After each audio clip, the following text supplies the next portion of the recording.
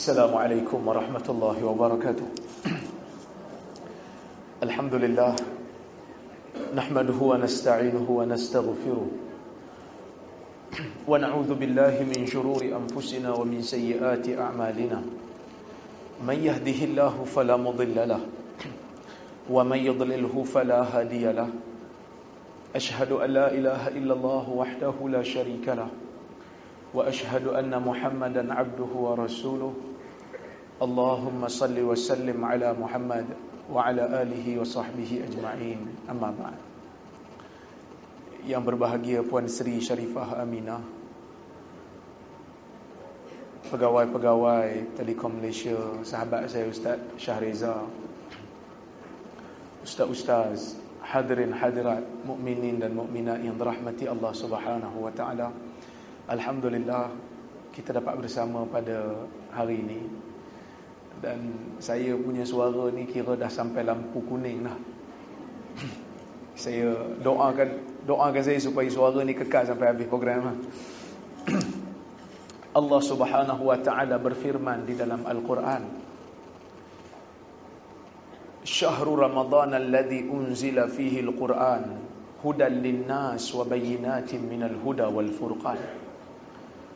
Bulan Ramadan itu diturunkan padanya Al-Quran, yang mana Al-Quran itu merupakan hidayah bagi manusia. Dan Al-Quran itu mempunyai keterangan bukti yang menjelaskan hidayah itu, dan juga mengandungi bukti yang membezakan di antara yang hak dan juga yang batil.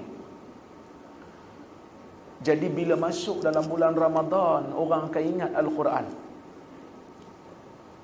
Dan Allah Subhanahu wa taala muliakan bulan ni dengan penurunan Al-Quran. Bukan hanya sekadar bulan itu mulia, bahkan malam Allah Ta'ala turunkan Al-Quran itu, malam itu secara khususnya juga mulia. Allah Subhanahu wa ta'ala sebut dalam surah Al-Qadar, Bismillahirrahmanirrahim, Inna anzalnahu fi laylatil qadr wa ma adraka ma laylatul qadr Lailatul Qadri khairun min alfi syahr Tanazzalul malaikatu warruh fiha biidni rabbihim min kulli amr Salamun hiya hatta matla'il fajr.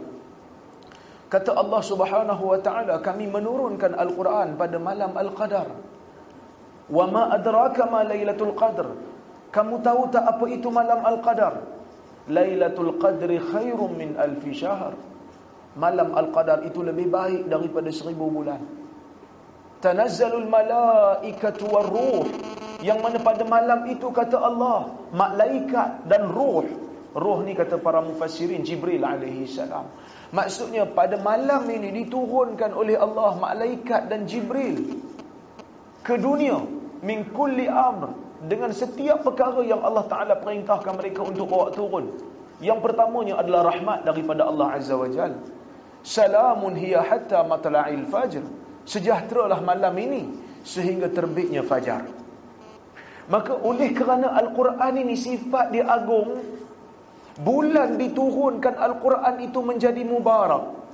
Dalam hadis riwayat Abu Hurairah, Nabi SAW bersabda, Atakum Ramadan syahrun mubarak Ja'alallahu alaikum siyamahu faradallahu alaikum siyamah wa fihi tuftahu abwabul jannah wa tughlaqu abwabun nar wa tughallu maradatu syayatin. Dalam hadis yang sahih riwayat Abu Hurairah, Nabi SAW bersabda, telah datang kepada kamu bulan Ramadan, syahrun mubarak, satu bulan yang diberkati oleh Allah. Sebab tu kita kat sini kadang-kadang budaya kita sebut Ramadan Karim, Ramadan yang mulia. Tu Ustaz kata jawab, Allahu Akram, Allah itu lebih mulia. Tapi kalau kita nak tengok dari sudut ketepatan dalil, bukan tak boleh sebut, bolehlah sebut Ramadan Karim tu dari segi makna, betul lah.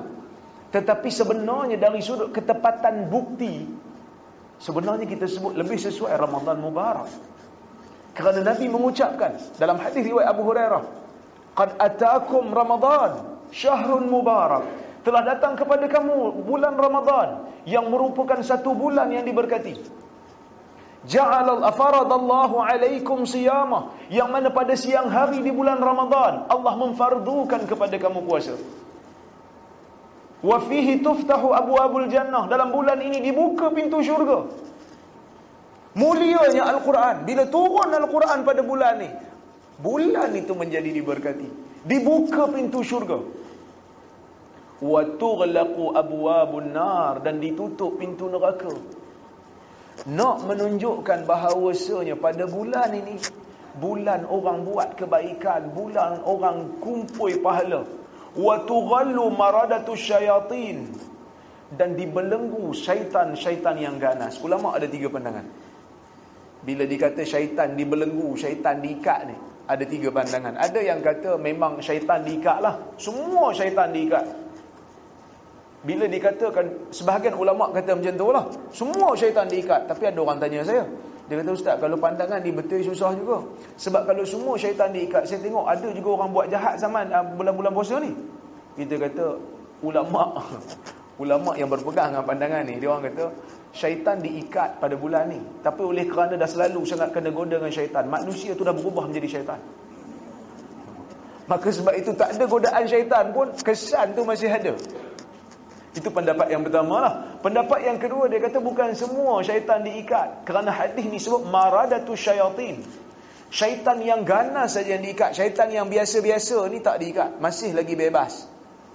Sebab tu kita tengok dalam bulan puasa pun ada orang histeria. Syaitan masih ada. Dan yang ketiga, ulama' mengatakan sebenarnya bukan diikat sungguh dah. Ini hanya bahasa metafora, bahasa simbolik. Kerana pada bulan puasa ni orang lapar dan dahaga pada siang hari, yang mana orang tak ada mood nak buat maksiat. Bukan kata nak buat maksiat, nak karaoke pun tak berapa nak ada mood kan. Nak karak pun tak ada mood, sebab suara pun dah serak, tak boleh nak minum. Jadi Allah Ta'ala muliakan bulan ni, bulan penurunan Quran, dengan keberkatan yang sangat banyak. Bahkan pada malam Quran itu diturunkan, malam itu sendiri Allah Ta'ala jadikan sangat-sangat diberkati. Allah Subhanahu Wa Ta'ala sebut dalam surah yang saya baca tadi, kami turunkan Al-Quran pada malam Al-Qadar. Nanti saya cerita malam Al-Qadar. Cuma saya nak cerita dulu, kenapa Allah Ta'ala muliakan malam ini dengan kelebihan yang banyak, sempena penurunan Al-Quran. Pasal apa? Kerana Al-Quran ni, kata ayat yang saya baca tadi, hudan linnas, hidayah bagi manusia.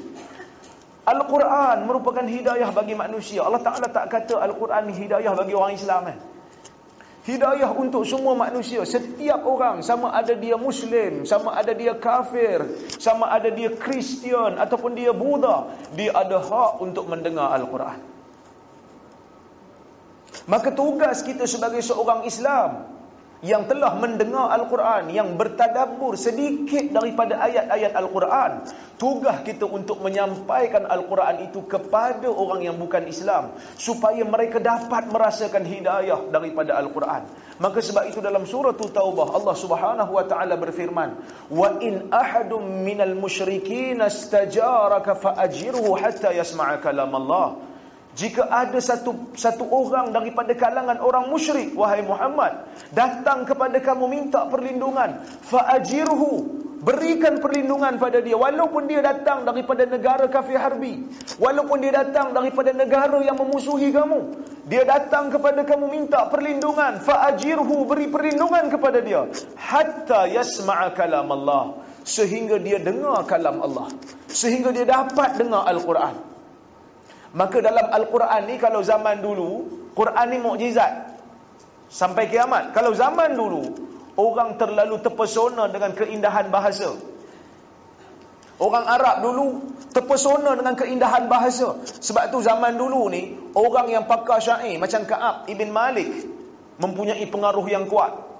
Bila Nabi pulaukan Ka'ab bin Malik sebab tak pergi perang Tabuk tanpa ada alasan yang kukuh, datang satu surat daripada Maharaja Rom, Maharaja Ghassan yang bernaung di bawah kerajaan Rom. Dia kata, qad balagana anna Muhammadan qad jafak fala yuhimmannaka sya'nuh falhaq bina nuasik.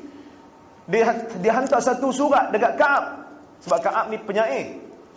Dia kata, kami telah dapat cerita bahawasanya Muhammad telah melakukan permusuhan dengan kamu. Sebab Nabi arahkan orang Madinah, dan Nabi sendiri pulau Ka'ab. Sebab Ka'ab tak pergi perang Tabuk. Pulau, 50 hari pulau, tak cakap, bagi salam pun tak jawab. Jadi Ka'ab dia rasa tension duduk dalam Madinah. Dia kata, laqad daqat alayya al-ard bima rahubat. Bumi telah menjadi asing padaku. Tanakkarat liyal ard. Bumi telah menjadi asing. Sedangkan Ka'ab adalah orang Madinah, orang asal. Pergi sini, orang tak tegur.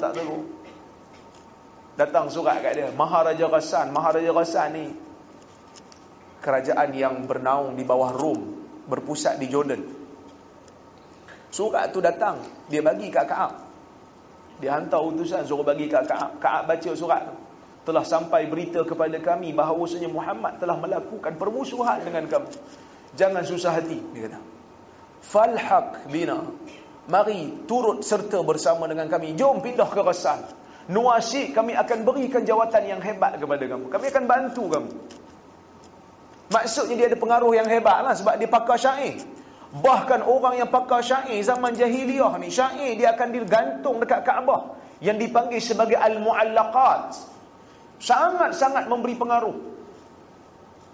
Dia kira macam zaman dulu ni penyanyi kira macam artis lah. Datang nak menyanyi, kan nak buat apa pun nak menyanyi lah, tapi orang punya ramai datang nak tengok. Nak kira jawab ada berapa banyak kat pipi dah. Punya datang dekat-dekat ni kan nak bagi ilmu, nak menyanyi lah. Tapi oleh kerana orang suka dengan nyanyian, maka dia menjadi satu fenomena. Begitu juga zaman dulu, syair lah. Jadi Al-Quran turun dengan laras bahasa yang begitu indah, sehingga kan penyair-penyair Arab rasa ini bukan syair biasa. Kehebatan Al-Quran. Bahkan bukan hanya Quran turun dengan bahasa yang indah, Quran cabar orang musyrikin yang pakar bahasa untuk datangkan satu kitab yang bahasanya seumpama Quran, tapi tak mampu. Cabaran tu sampai hari ini masih terbuka luas. Tak ada siapa yang mampu.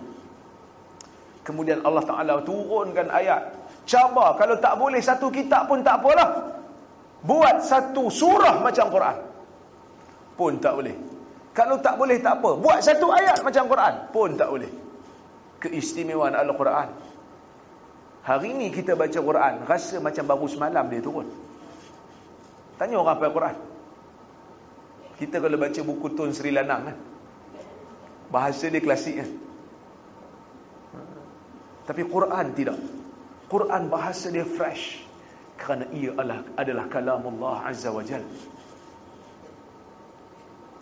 Dan mukjizat Quran berdiri walaupun sampai Nabi wafat. Nabi dah wafat dah, tapi Quran still adalah mukjizat. Dan dikatakan sebagai mukjizat yang terbesar. Kenapa mukjizat terbesar? Kerana mukjizat yang Allah Ta'ala bagi pada Nabi yang terdahulu, dia ada tempoh limitnya. Kita dengar kisah Nabi Ibrahim dicampak dalam api.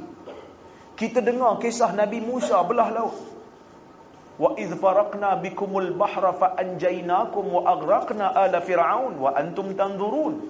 Allah Ta'ala sebut, ketika mana kami belahkan laut untuk kamu, dan kami selamatkan kamu daripada tentera Fir'aun, dan kami benamkan Fir'aun di dalam laut dan lemaskan dia bersama dengan tentera dia. Kamu melihat perkara ini berlaku. Kita zaman budak-budak lu rasa macam mukjizat Nabi dulu hebat lagi kot. Belah laut, tongkat jadi ular. Tiba-tiba bila tengok kat Nabi kita, mukjizat terbesarnya Quran. So kita masa tu saya duk fikir, besar mana mukjizat Quran ni, tak nampak pun. Ke tuan-tuan dan puan-puan fikir benda yang sama juga macam saya? Sama Ustaz, tapi malu nak ngaku. Keistimewaan Al-Quran yang dikatakan sebagai mukjizat yang terbesar dan teragung itu ialah apabila lepas Nabi wafat pun Al-Quran still intact. Al-Quran still tidak dapat diubah dan tidak pernah dipesongkan. Hari ni kalau ada pengikut yang kononnya diikut Nabi Musa, katalah kita tak beriman dengan Nabi Musa, let's say kita tak beriman dengan Nabi Musa. So kita tanya pengikut Nabi Musa, apa kebenaran bukti, apa bukti yang mengatakan Nabi Musa ni benar, dia Nabi? Pengikut dia akan kata dia boleh tukar tongkat jadi ular. Kita kata okey, tolong tunjuk depan saya lah, saya nak tengok, sebab saya masih belum beriman. Dia kata tak boleh kerana benda ni dah jadi sebahagian daripada sejarah. Orang yang tak beriman pada Nabi Musa, dia kata okey, engkau kata tadi dia boleh belah laut, tolong tunjuk macam mana dia belah laut.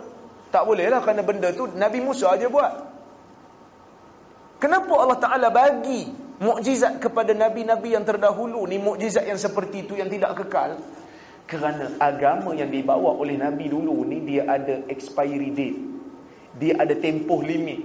Datang Nabi kemudian, maka batallah syariat Nabi terdahulu. Berbeza dengan syariat Nabi Muhammad, yang mana syariat Nabi Muhammad tidak terbatal. Ana khatimun nabiyyin, la nabiyya ba'di. Aku penutup segala nabi, kata Nabi Muhammad. Tidak ada nabi lagi selepas aku. Maka orang yang datang selepas daripada Nabi Muhammad wafat, dia nak tengok sejauh mana benarnya dakwaan ataupun ajaran yang dibawa oleh Nabi Muhammad sallallahu alaihi wasallam, maka dia kena pergi refer kepada mukjizat yang terbesar dan teragung, iaitu Al-Quran, yang masih kekal sampai hari ini. Walaupun Nabi dah wafat, dia boleh ambil Quran, dia boleh kaji dan semak kebenaran Al-Quran. Yang ni yang kita nak sebut pada non-Muslim hari ni. Kalau dulu orang bukan Islam, dia terpesona dengan keindahan bahasa. Hari ni orang tak lagi nak tengok keindahan bahasa. Orang nak tengok kepada fakta saintifik. Hari ni orang bercakap tentang sains dan teknologi. Maka dalam Al-Quran ada beberapa ayat yang mengisyaratkan tentang mukjizat saintifik. Ada beberapa ayat. Allah Ta'ala kata, wa arsalna riyaha lawakih. Kami menghantar angin sebagai penumbuh. Yang mana hari ini sains buktikan sebenarnya angin tu sebagai ejen yang akan mengubah ataupun memindahkan spora yang akan menumbuhkan pokok, dan juga memindahkan debunga yang mana akan menumbuhkan buah. Walaupun dulu orang Melayu kata jangan dipukul pokok buah tu nanti dia merajuk. Bukan merajuk. Bila kita pukul, debunga jatuh bawah. So dia tak dibawa angin, tak jadilah buah. Tu sebenarnya. Maka Allah memberikan isyarat begitu jelas. Angin. Allah Ta'ala sebut dalam Al-Quran lagi. Allah Ta'ala kata, وَأَذِّمْ فِي النَّاسِ بِالْحَجِّ يَأْتُوكَ رِجَالًا وَعَلَى كُلِّ ضَامِرٍ يَأْتِينَ مِنْ كُلِّ فَجٍّ عَمِيقٍ. Wahai Ibrahim, kau seru manusia untuk datang buat haji. Yang mana mereka mungkin datang dalam keadaan jalan kaki, dan mungkin juga datang dalam keadaan berkenderaan, naik unta. Yang mana unta tu datang daripada daripada setiap lembah yang rendah, daripada setiap jalan yang rendah. Ini juga satu isyarat saintifik. Kenapa? Sebab saya kata, Allah Ta'ala kata, mereka datang daripada setiap jalan yang rendah. Bumi bentuk apa? Sfera kan? Tak ada benda bulat kat sini. Saya nak tunjuk.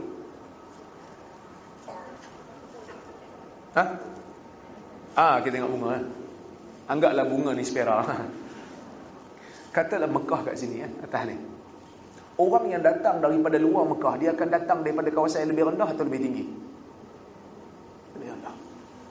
Maka itu isyarat yang mengatakan daripada Allah Azza wa Jal, yang mengatakan bumi itu berbentuk sfera. Tapi dia tak sebut secara jelas lah. Kalau sebut secara jelas, orang zaman tu akan kata bohong lah. Sebab zaman tu belum lagi sains tu dibuktikan, belum mampu mereka nak buktikan. Tapi isyarat itu ada terlalu banyak dalam Al-Quran. Maka sebab itu tuan-tuan, Allah Ta'ala kata dalam Al-Quran, hudal linnas, hidayah untuk manusia. Kita sebagai orang Islam, kita tak paksa orang masuk Islam, tapi kita jelaskan kepada orang yang bukan Islam, yang tak tahu tentang kebenaran Al-Quran. Kita cerita ayat-ayat yang seperti ini. Mudah-mudahan orang yang berfikir, orang yang rasional daripada kalangan non-Muslim, secara tidak rasa terpaksa dia terpesona dan terikat dengan ajaran Islam. Kerana agungnya Al-Quran ini, maka Allah Ta'ala jadikan bulan Al-Quran ini turun, bulan yang diberkati. Maka Allah Ta'ala bukan hanya jadikan bulan tu diberkati, malam Al-Quran diturunkan itu pun malam yang diberkati. Maka sebab itu Allah Ta'ala kata, kami turunkan Al-Quran pada malam Al-Qadar. Tuan-tuan semalam cuti ya? Cuti apa? Nuzul Quran ni maksud dia apa? Penurunan Al-Quran. Nuzul tu turun, Quran tu Quran lah. So penurunan Al-Quran. Allah Ta'ala kata dalam Quran, kami turunkan malam Al-Qadar, kami turunkan Al-Quran pada malam Al-Qadar. Nabi kata malam Al-Qadar bila? 10 malam terakhir. Kita cuti semalam berapa Ramadan?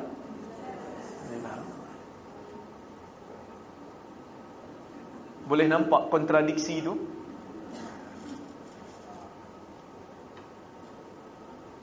Tujuh belas Ramadan 10 akhir ke tengah-tengah?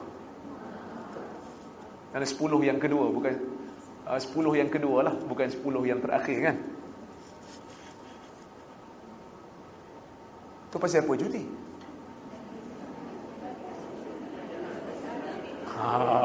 Dia kata, Ustaz tak kisah Ustaz, yang penting cuti lah. Bila-bila pun tak apa kan? Orang confuse kan? Orang confuse. Maka saya katakan beginilah, Al-Quran ini diturunkan, sebahagian ulama' dia kata dua kali, ada yang kata 3 kali. Pertama sekali, Al-Quran itu diturunkan daripada Allah Azza wa Jalla ke Lauh Mahfuz secara serentak dan sekaligus. Daripada Lauh Mahfuz, Al-Quran itu diturunkan pula ke Baitul Izzah, langit dunia, juga secara serentak. Yang ni yang berlaku pada malam Al-Qadar, 10 malam terakhir tu. Kemudian bila Quran tu sampai ke langit dunia, bila Quran tu dah sampai ke langit dunia, Jibril pergi ambil Quran tu, dia bawa pergi jumpa kat Nabi. Selama 23 tahun, sikit-sikit, beransur-ansur, mengikut kesesuaian situasi dan keadaan. Jadi kali pertama Jibril bawa ayat Al-Quran, iaitu suratul Alaq, di Gua Hira. Masa Jibril datang peluk Nabi tu, disuruh baca tu, dia bagi ayat tu. Bila? Malam tu bila? Malam itulah yang dikatakan oleh sebahagian ahli sejarah seperti Al-Waqidi, malam itulah yang dikatakan 17 Ramadan. Dia masalahnya sebab kita nak cuti nuzul Quran. Kalau kita ambil tarikh Lailatul Qadar, memang tak cutilah kita, sebab tak tahu bila. Nak ambil hati-hati nak cuti, kita cuti semualah 10-10 hari. Tak boleh lah. So nak cuti sehari je. Sempena nak memperingati Al-Quran, maka ambil tarikh permulaan Quran tu turun, mengikut sebahagian para ulama 17 Ramadan. Tak salah lah, betul lah tu. Sebahagian ulama kata gitu, so kita terima sebab cuti. No problem, no big deal, aku nak cuti. Dia buat 15 pun tak apalah, yang penting cuti. Baik. Allah Subhanahu wa ta'ala menamakan malam ini malam Al-Qadar. Kenapa malam ni dikatakan Al-Qadar? Kenapa dipanggil Lailatul Qadar? Lailah, malam. Al-Qadar, kenapa dipanggil Al-Qadar? Ulama' berbeza pendapat. Ni kita nak cerita, sebab tajuk hari ni Lailatul Qadar, satu anugerah. Kita nak cerita sikit pasal Al-Qadar. Ni baru nak masuk tajuk. Tadi mukadimah baru.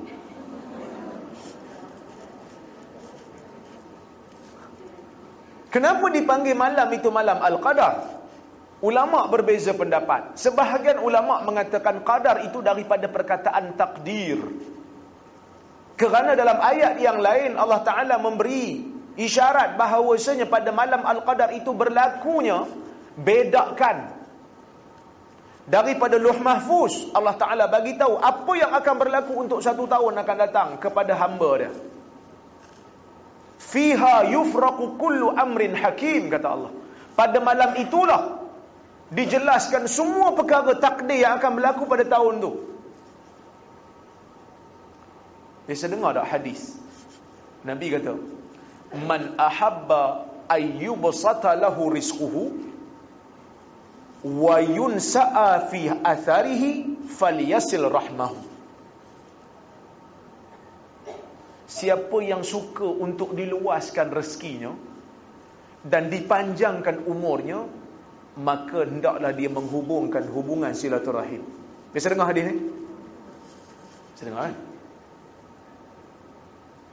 Dalam Quran kita baca, Allah Ta'ala kata, idza jaa ajaluhum la yastakhiruna sa'atan wa la yastaqdimun. Apabila datang ajal mereka, tak dapat mereka nak minta ke depan ke ataupun ke belakang. Minta awal sikit tak boleh, minta ujung sikit tak boleh. Fix dah. Tiba-tiba hadis ni kata boleh pula ada top up umur ni. Ada pula masa-masa kecederaan untuk umur ni. Macam mana? Yang ni kita kena faham. Yang dikatakan takdir tu dia ada dua kategori. Yang pertama takdir yang tetap, yang tak berubah. Yang ni ada dalam Lauh Mahfuz. Satu lagi yang berubah, bila mana Allah Ta'ala memberikan arahan kepada malaikat pencatat takdir. Yang ni berubah. Tapi Allah dia tahu. Mula-mula dia bagi tahu siap-siap. Malaikat hang tulis ni. Kerana Allah Ta'ala nak tengok, dah tahu dah. Hamba ni dia akan doa dan doa tu mengubah takdir. Nak bagi tahu kat malaikat, doa boleh mengubah takdir. Sebab itu Nabi sebut dalam hadis, Nabi kata la yaruddul qadar illa doa. Tidak ada yang boleh menolak takdir melainkan doa. Sebenarnya bukan takdir yang di Lauh Mahfuz. Takdir yang berada di malaikat. Malaikat akan padam.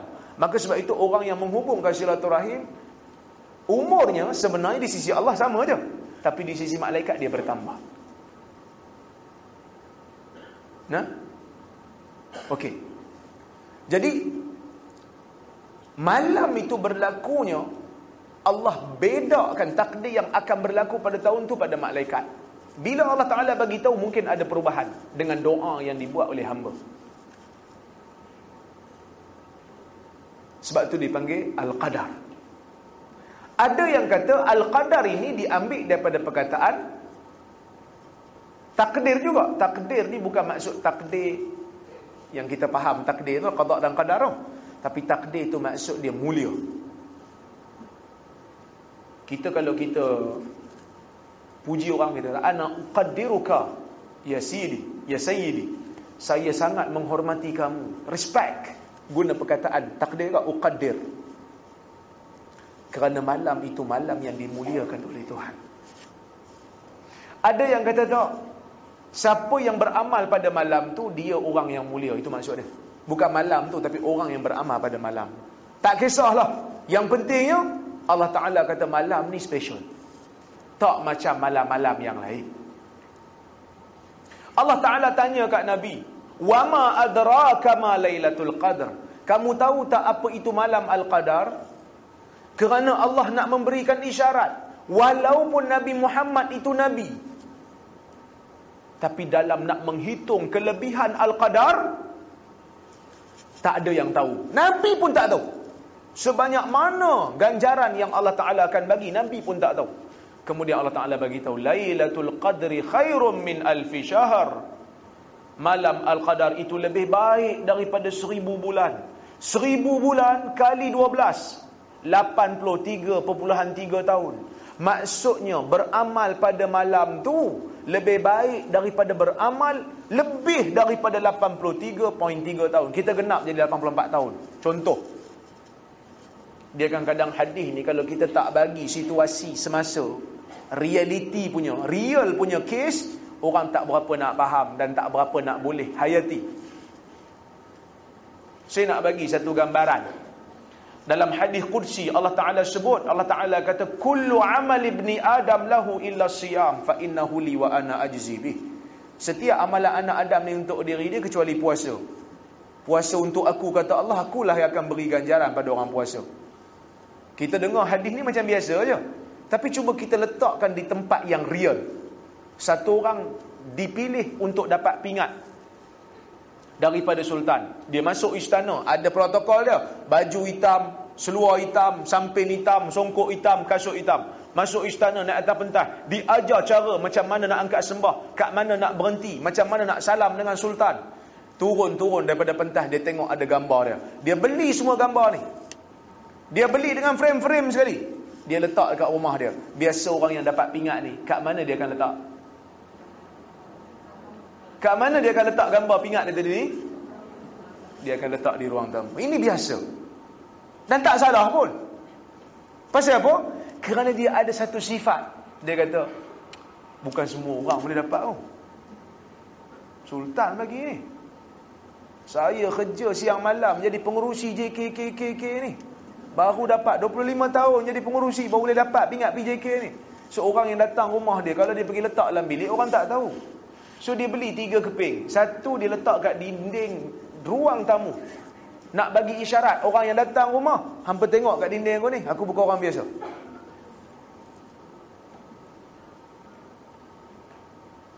Satu lagi dia pergi letak dekat dining room, dekat tempat makan. Katalah tetamu tu datang, buta perut, tak nampak. Paling tidak waktu makan dia nampak lah. Satu lagi gambar kecil, dia pergi letak kat TV. Kalau tak nampak juga waktu makan, masa tengok TV takkan tak nampak kot, sebelah je. Mesti ternampak sipi-sipi. Benda ni normal bagi manusia, kerana dia dapat satu kelebihan yang orang lain tak dapat. Kerana yang bagi tu adalah sultan. Bukan semua orang boleh masuk istana. Ni normal. Cuba bayangkan kalau yang akan beri anugerah itu bukan hanya sekadar sultan sebuah negara, tetapi Malikul Muluk, raja segala raja, sultan segala sultan. Ganjaran untuk orang puasa. So bila kita dengar baru kita kata, oh hebat ke orang puasa ni. Begitu juga malam Al-Qadar ni, Allah Ta'ala sebut, direvealkan kelebihan malam Al-Qadar ni lama dah. Dan kita dengar surah Al-Qadar ni boleh kata setiap malam imam duk baca dalam tarawih. Kita solat tarawih malam semalam kan, imam baca Lailatul Qadri khairum min alfi syahr. Malam Al-Qadar itu lebih baik daripada 1000 bulan. Tapi kalau tak pergi pada realiti, tak tarik teori itu pergi kepada praktikal, kita mungkin tak berapa nak hargai. Katalah saya bagi contoh. Katalah saya ni bos Telekom Malaysia hari ni. Saya tengok semua staff. Okey, semua staff ada Saya nak buat pengumuman sikit kepada semua staff. Oleh kerana semua menunjukkan prestasi yang cemerlang pada tahun ini, maka saya dengan sukacitanya mengumumkan bonus pada tahun ini adalah sebanyak 84 tahun gaji.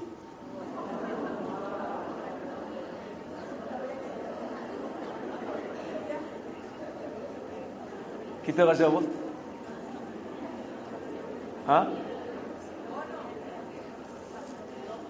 Mungkin ada yang berguling daripada sana sampai sana. Pasal apa berguling? Seronok Ustaz. Esok terus isi borang resign. Dah 84 tahun gaji, nak kerja apa lagi? Pergi cari kerja lain lah. Resign terus. 84 tahun gaji. Yang tu kalau prestasi dianggap setahun. Kita ni katakan kan, saya kaki tangan awam, dapatlah bonus 500, itu pun senyum dah. Senyum dah. Yang mana bonus yang kita dapat 500 itu untuk prestasi setahun. TM dapat bonus? Dapat kan? Berulang gaji? Tak ada beritahu kan? Dapatlah bonus. Tapi bonus yang dibagi tu kita seronok lah nak belanja raya kan?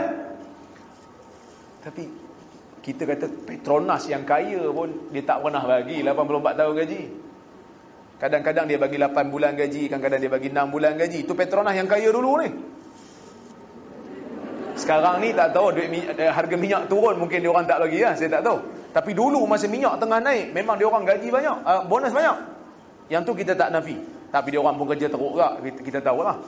Sebab kawan-kawan saya pada kerja Petronas, saya tahu lah kerja macam ni, struggle dia orang kan, nak dapatkan minyak, nak market, kita tahu lah. Maksudnya bonus yang makhluk ni bagi menyebabkan kita tersenyum dan kita seronok. Dan kadang-kadang bonus ni miss. Ada kadang-kadang syarikat yang tak bagi bonus, terutama yang swasta ni tak bagi bonus. Tapi bonus Allah Ta'ala, kerajaan Allah punya bonus tak pernah miss. Setiap tahun 84 tahun gaji. Beramal malam itu, orang yang beramal malam tu, apa saja amal saleh yang dilakukan pada malam itu, dianggap akan digandakan sebanyak 84 tahun. Dan nak cari malam Al-Qadar ni bukan susah. Nak dapat malam Al-Qadar ni bukan susah. Tak susah. Orang yang konsisten secara sistematik salat tarawih setiap malam daripada Ramadan, dia akan dapat. Kerana dulu saya faham bila nak dapat Lailatul Qadar ni dia mesti bangun tengah-tengah malam. Tak syarat. Kerana kita dok faham qiyamul lail tu bukan tarawih dak. Qiyamul lail tu qiyamul lail tu tarawih lah. Kerana qiyamul lail waktunya bermula selepas daripada Isyak. Sebab tu lepas solat Isyak boleh solat witir. Tak syarat tidur dulu. Yang syarat tidur ni solat tahajud. Tu pun ada khilaf. Kena tidur ke tak tidur. Maksudnya kita boleh buat qiyamul lail walaupun kita tak tidur dulu. Sebab itu Nabi tak pernah sebut perkataan tarawih. Nabi tak pernah sebut. Tidak ada hadis yang sahih menyebut tarawih. Nabi tak sebut. Tarawih, perkataan tarawih itu datang kemudian. Nabi sebut dalam hadis, "Man qama ramadhana imanan wa ihtisaba ghufira lahu ma taqaddama min dhanbi." Siapa yang menghidupkan malam Ramadan kerana keimanan dia dan kerana dia mengharapkan pahala daripada Tuhan dia, maka akan diampunkan dosanya telah lalu. So kalau kita salat tarawih setiap malam, kita dapat Lailatul Qadar. Cuma orang tanya lah, Ustaz, amalan apa yang nak dibuat selain daripada Lailatul Qadar? Nabi memberikan isyarat dalam hadis Bukhari. Nabi kata, "Man qama Lailatul Qadar." Siapa yang menghidupkan Lailatul Qadar dengan salat akan dapat. Dalam hadis yang lain juga Aisyah bertanya Nabi dalam hadis riwayat Tirmizi. Aisyah tanya, Aisyah kata, "Ya Rasulullah, ara'aita in laqitu Lailatul Qadri ma aqulu fiha?" Ya Rasulullah, apa pandangan kau kalau aku bertemu dengan malam Al-Qadar ni, aku nak baca apa? Nak baca apa pada malam tu? Nabi kata baca, "Allahumma innaka afu tuhibbul afwa fa'fu anni." Ya Allah, engkau maha pengampun, engkau cintakan pengampunan, ampunkan aku. Hadis ini walaupun Syekh Albani kata hasan, tetapi saya berpandangan wallahu a'lam dia dhaif. Tapi walaupun dhaif, boleh dipakai dan boleh diamal dalam fadailul a'mal kerana dia doa. So tuan-tuan, kita doa banyak-banyak malam tu. Boleh pakai, tak ada masalah. Walaupun dia dhaif, kerana dhaif dia dhaif yang ringan, bukan dhaif yang berat. Boleh pakai. So kita doa. Sebab tu bila malam tarawih kan biasa imam doa kan, Allahumma innaka afu. Selain daripada qiyamul lail, kita salat tarawih, kita salat witir, kita doa pada malam tu. Doalah apa saja, kerana doa juga adalah ibadah. Mintalah pengampunan daripada Allah. Mintalah apa saja daripada Allah, kerana doa itu adalah ibadah. Kemudian daripada tu, selain daripada salat, selain daripada doa, kita baca Quran pada malam tu. Dan kalau orang tadarus, ada program tadarus Quran, pun akan dapat pahala Al-Qadar. Tak susah. Tapi kena ingatlah, kita jangan duk fokus sangat yang sunat-sunat ni sampai yang wajib jadi tinggal lah. Kerana malam Al-Qadar ni bermula bila terbenam matahari. So maghrib tu kena jaga lah. Kalau makan terlampau banyak, maghrib pun lebuh, kacau lah. Makan terlampau banyak, isyak pun lebuh. Lepas tu bangun, nak solat tarawih ni, isyak tak buat. Tak jadi. Kena jaga yang wajib dulu, kerana Allah Subhanahu wa taala sebut dalam hadis Bukhari, dalam hadis qudsi, Allah Taala sebut, "Ma taqarraba 'abdi bi syai'in ahabba ilayya mimma aftaradtuhu alayhi wa ma yazalu 'abdi yataqarrabu ilayya bin nawafil hatta uhibbahu fa idza ahbabtuhu kuntu sam'ahu alladhi yasma'u bihi wa basarahu alladhi yubsiru bihi wa yadahu allati yabtishu biha wa rijlahu allati yamshi biha fa in sa'alani la'utiyanna wa in ista'adhani la'u'idhanna." Hadis Bukhari. Allah Ta'ala kata, tidak ada seorang hamba yang bila dia nak menghampirkan diri padaku, tidak ada benda yang aku paling suka dia hampirkan diri dengan aku, melainkan dia buat benda yang aku fardukan ke atas dia. So sebab tu kalau kita nak compare antara salat sunat dengan salat wajib Allah Ta'ala lebih cinta dan lebih suka. Tak ada guna satu orang yang salat duha tapi zuhur dia tak buat. Nampak salat duha hari-hari ni, salat zuhur bila nak buat? Solat zuhur bukan ada fadilat, solat duha rezeki luas. Punya berkira dengan Tuhan kan? Tak ada. Allah Ta'ala sebut clear dalam hadis ni.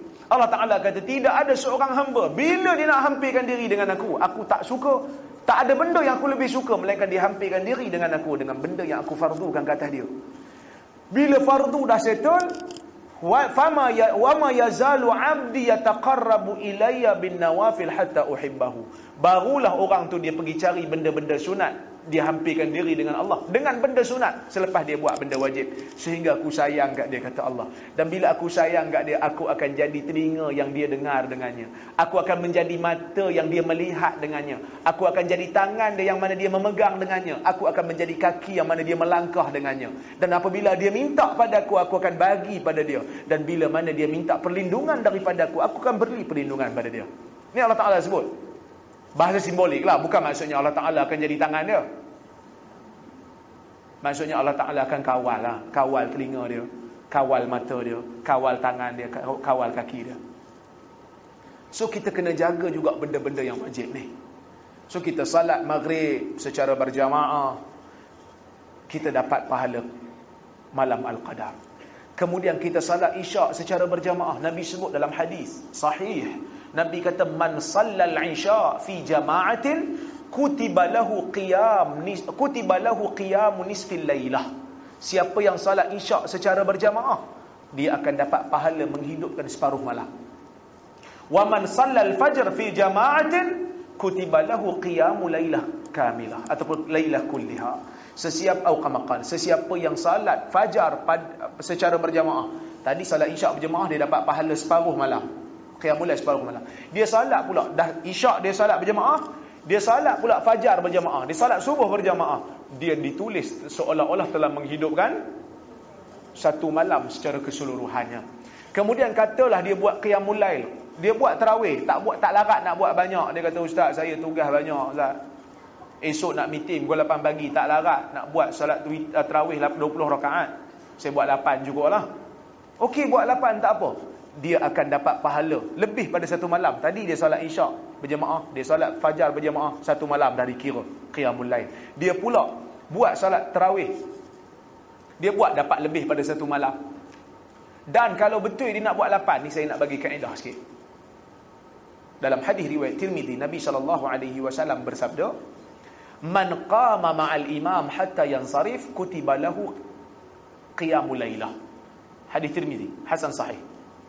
Sesiapa yang salat qiyamul lail dengan imam sehingga imam selesai, maka akan ditulis bagi dia seolah-olah dia menghidupkan satu malam secara penuh. So kalau kita larat buat 20, cari masjid yang 20. Kalau tak larat, 8 je kot Ustaz. Tuan-tuan, 8 ke 20? Mazhab 8 ke mazhab 20? Dia sebenarnya tak ada isu pun, 8 pun boleh, 20 pun boleh. Tapi orang yang buat 8, kalau tertib lagi, bacaan dia panjang lagi, lebih bagus daripada 20. Sebab Imam Syafi'i kata, aku suka berdiri lama, bukan suka rakaat banyak, berdiri lama. Nabi buat 8, dekat subuh baru habis. Tu bengkak lagi Nabi berdiri. Tuan-tuan, mazhab 8 ke 20? Ada kat Endon mazhab 20, tapi 7 minit selesai. Marathon. Bukan marathon lah tu, sprint, 100 meter punya laju. Itu tak betul, menyalahi maksud solat tarawih. Solat tarawih kita nak dengar ayat Al-Quran ni, Fatihah pun tak dengar, tak ada koma, tak ada noktah. Tak betul. So kalau kita nak buat 8, nak dapat pahala menghidupkan satu malam, cari surau 8 sampai imam selesai, dapat pahala satu malam. Tadi solat isyak satu malam, dengan solat isyak berjemaah dengan subuh berjemaah satu malam, solat dengan imam sehingga selesai satu malam lagi. So 2 malam kita dapat. Malam tu pula malam Al-Qadar, ganda berapa? Maka kita akan dapat kelebihan yang banyak daripada Allah Azza wa Jalla dalam bulan puasa ni. Dan bukan hanya sekadar tu, malam Al-Qadar ni, kalau boleh malam Al-Qadar ni bagi orang makan, more ke sahur ke, bila 10 malam terakhir ni bagi orang makan. Begitu juga buka puasa. Kerana buka puasa kan terbenam matahari. So bila terbenam matahari, dia termasuk dalam Al-Qadar. Kalau betul lah malam tu malam Al-Qadar, kita bagi orang buka pun dapat pahala. Usah bagi banyak, bagi tamar sebiji pun cukup. Ittaqun nar walau bisyaqqi tamrah, kata Nabi. Takutlah kamu pada neraka walaupun hanya dengan memberi separuh daripada tamar. Cukup. Manalah tahu kita punya timbangan tu tiba-tiba sama ke, berat sikit belah dosa. Masuk pahala satu tamar. Malam Al-Qadar 84 tahun punya. 84 kali darat separuh apa? 42 tahun. 42 tahun, 42 biji punya tamar kita dapat. So berat belah pahala masuk syurga. Apa saja yang kita boleh buat kebaikan, kita buatlah. Zikir-zikir kita buat. Cuma saya nak bagi tahu satu benda. Habis waktu dah. Sikit lagi. Boleh tak?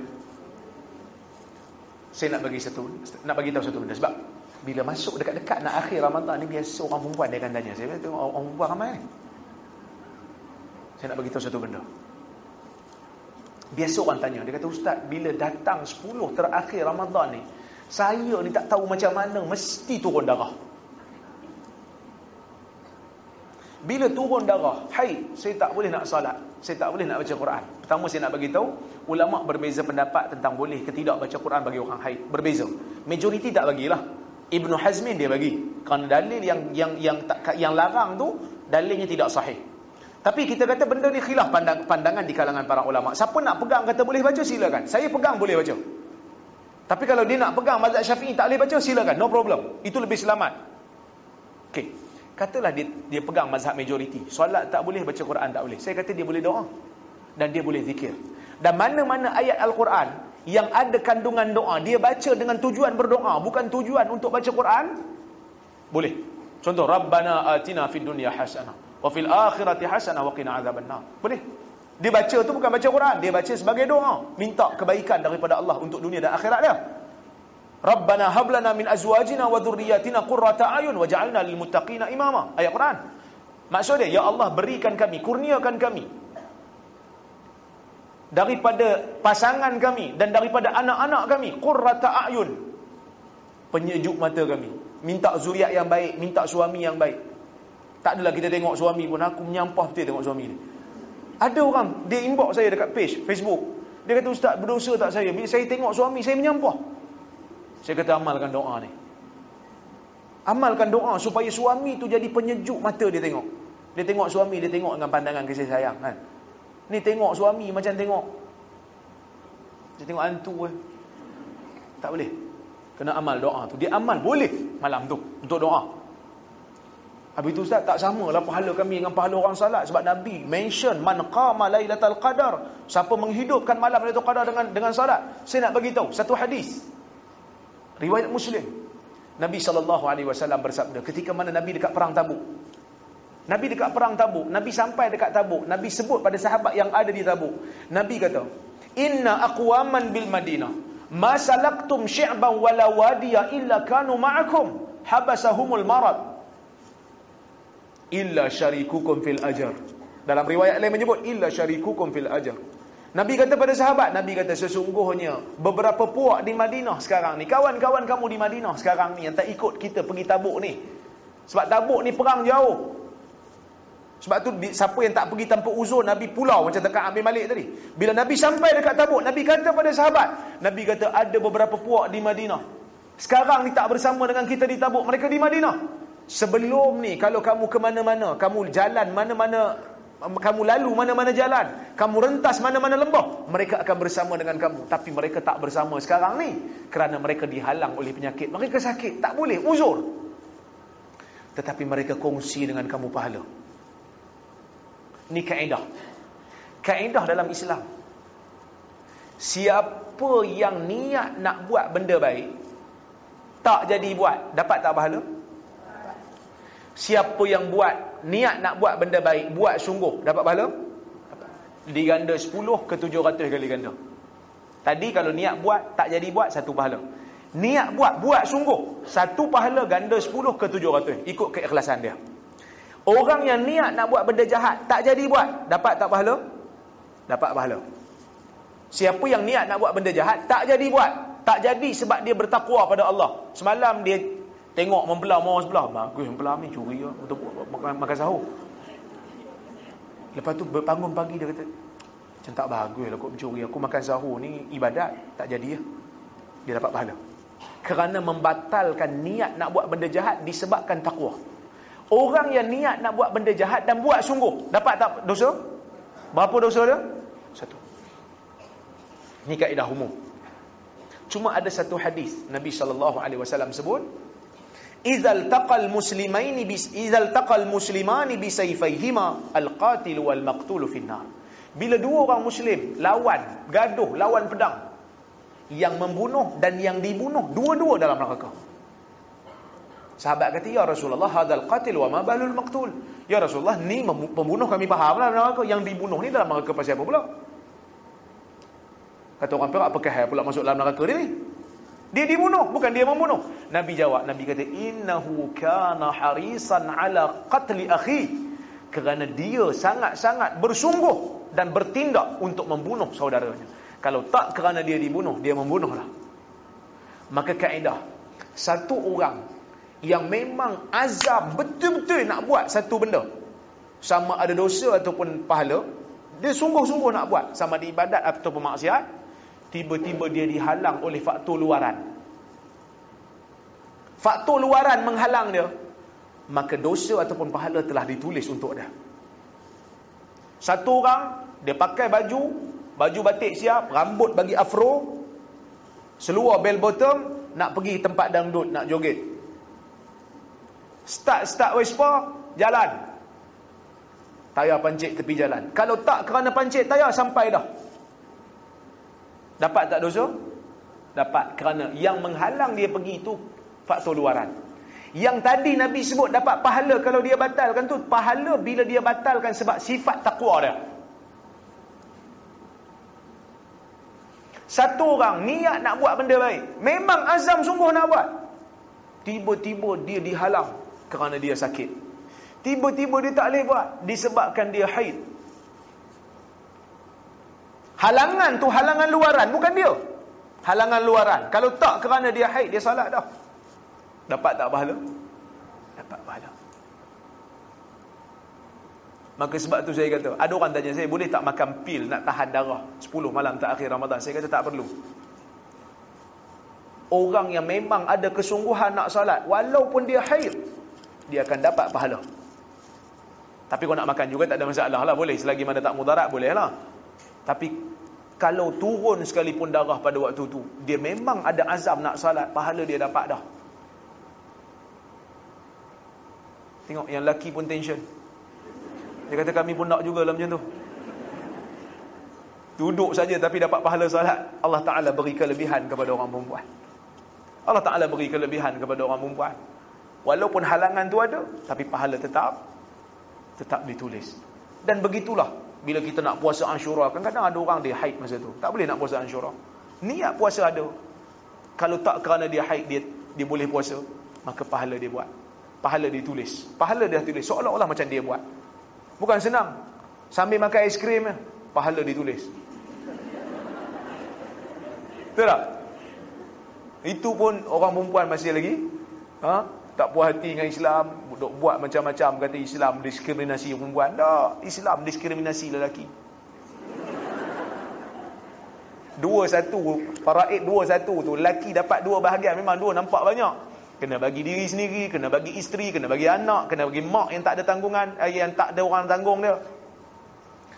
Perempuan dapat, dia simpan untuk dia. Diri dia pun dia tak wajib nafkah. Suami dia tanya, semalam bahagi harta pusaka dapat bahagian kan? Berapa bahagian? Adalah 1 juta. Ayah saya kan bilion dia kata kan, dapatlah 1 juta. Saya tak puas hati abang saya dapat 2 juta. Oh, dapat 1 juta. Macam tu boleh open table lah. Tak boleh.